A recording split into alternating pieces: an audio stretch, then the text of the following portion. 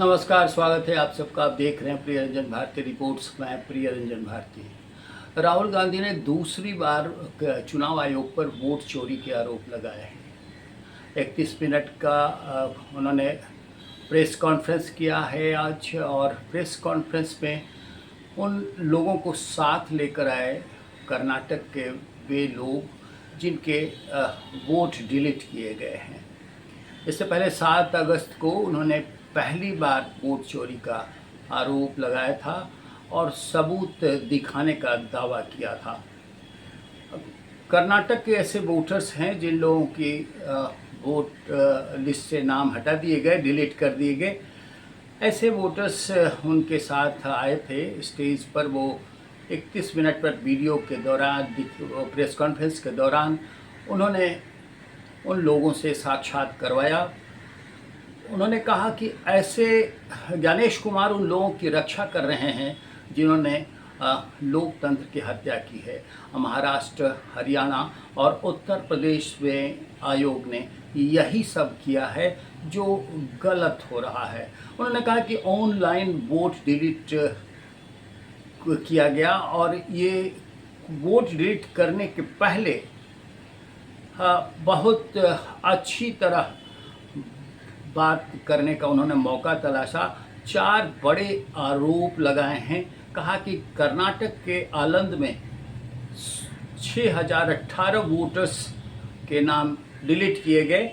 2023 के चुनाव में किसी ने 6018 वोट डिलीट किए, और ऐसा ज़्यादा भी संभव हो सकता है जिस तरह के आरोप उन्होंने लगाए। कहा कि डिलीट करते समय गलती से पकड़ा गया और ये मामला खुल करके सामने आया।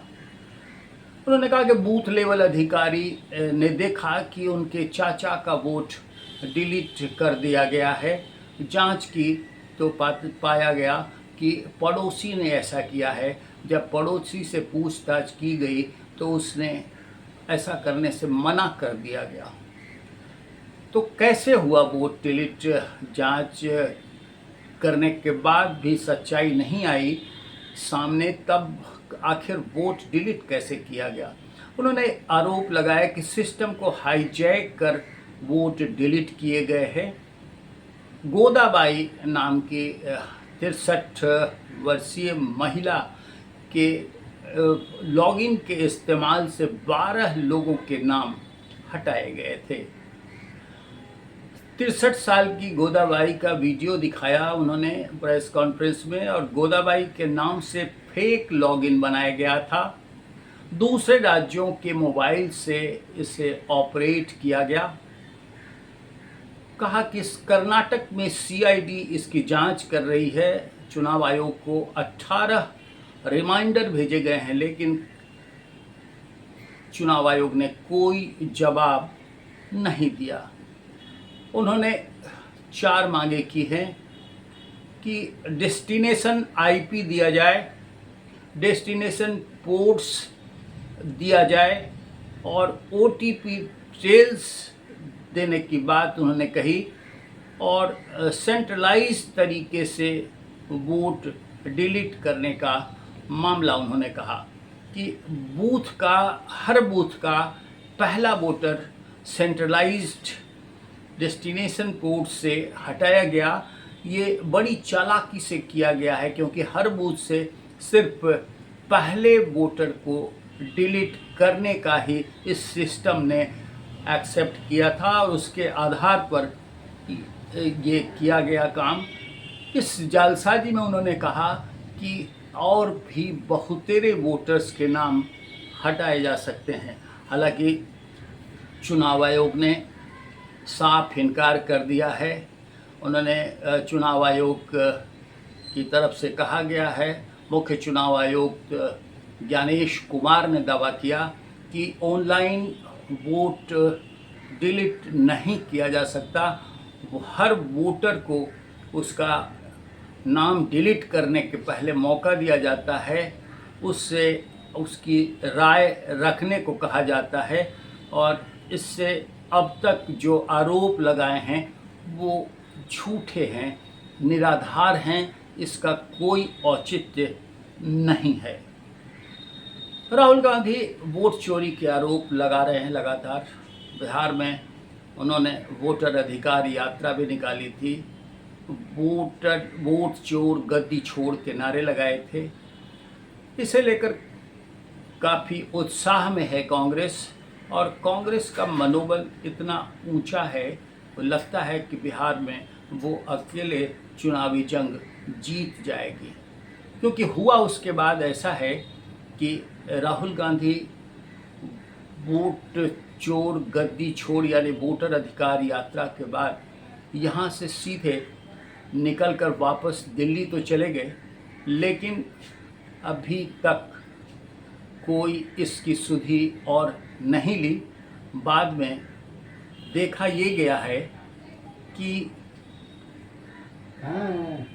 निश्चित रूप से जो तेजस्वी यादव हैं वो अपनी वोट बिहार अधिकार यात्रा अलग से निकाल रहे हैं। इसमें कांग्रेस का कहीं कोई नाम लेवा तक नहीं है।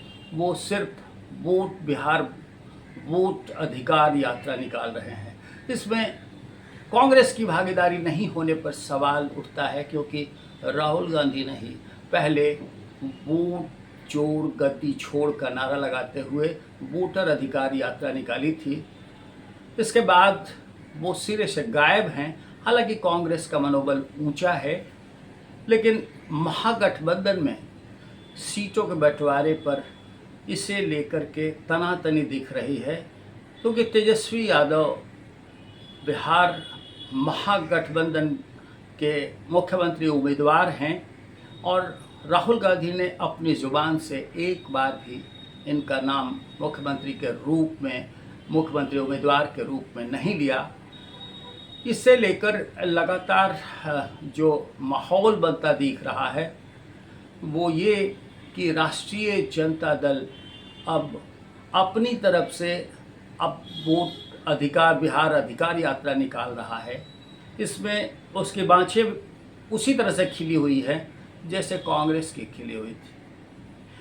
साफ संकेत ये मिल रहे हैं कि दोनों दलों में सीटों की झपटमारी हो रही है, रसाकशी है। कांग्रेस ज़्यादा से ज़्यादा सीटें चाहती है और राष्ट्रीय जनता दल उसे देने को तैयार नहीं है। आखिर यही वजह रही है जिसे लेकर कांग्रेस शुरू से दबाव की राजनीति कर रही है। न तो उसने तेजस्वी यादव को मुख्यमंत्री उम्मीदवार माना, और न ही वोटर अधिकार यात्रा में राहुल गांधी ने एक बार भी तेजस्वी यादव का नाम लिया। अब चुनाव नज़दीक आ चुका है, ऐसे में दोनों दलों के बीच में, महागठबंधन के बीच में सीटों की सीना झपटी को लेकर राजनीतिक पंडित ये मान रहे हैं कि ये परिदृश्य अगर रहा तो फिर महागठबंधन की बहुत फजीहत हो सकती है चुनाव में, क्योंकि बिहार चुनाव में बहुत शेष नहीं है और एनडीए एकजुट होकर बिहार के विकास की तस्वीर पेश कर रहा है। महागठबंधन में खींचतान ये संकेत कराता है कि बिहार चुनाव के नतीजे हो सकता है कि एक तरफा हों, क्योंकि महागठबंधन में राहुल गांधी और तेजस्वी यादव के बीच में सीटों की जंग है, मुख्यमंत्री उम्मीदवार की जंग है। मुख्यमंत्री उम्मीदवार को लेकर कांग्रेस नेतृत्व लगातार मुंह चुराता रहा है। एक बार भी कहीं से तेजस्वी यादव का नाम नहीं लिया गया। यहाँ तक कहा गया कि चुनाव नतीजे आने के बाद कांग्रेस आलाकमान तय करेगा कि कौन होगा बिहार का मुख्यमंत्री। होगा कौन बिहार का मुख्यमंत्री ये तो जनता तय करेगी, लेकिन फिलहाल ये नेता तय नहीं कर पा रहे हैं। राष्ट्रीय जनता दल और कांग्रेस के बीच, साथ ही महागठबंधन के दूसरे दलों में जिस तरह से खींचतान जारी है, उससे लेकर के यही नतीजे निकाले जा रहे हैं कि महागठबंधन अगर इसी तरह से रसाकशी चलाता रहा तो निश्चित रूप से चुनाव में जनता उसे मुंह की खिला देगी। और जो एनडीए जिस तरह से विकासोन्मुख बिहार की तस्वीर पेश कर रहा है, उसकी हर संभव जीत आसान हो सकती है। आज के अंक में बस इतना ही। हम आपसे निवेदन करेंगे कि हमारे इस वीडियो पर अपनी प्रतिक्रिया कमेंट बॉक्स में जाकर जरूर दीजिए। हमारे चैनल प्रियंजन भारती रिपोर्ट्स को अब तक सब्सक्राइब नहीं किया है तो सब्सक्राइब कीजिए, लाइक कीजिए, शेयर कीजिए। फिर मिलते हैं। नमस्कार।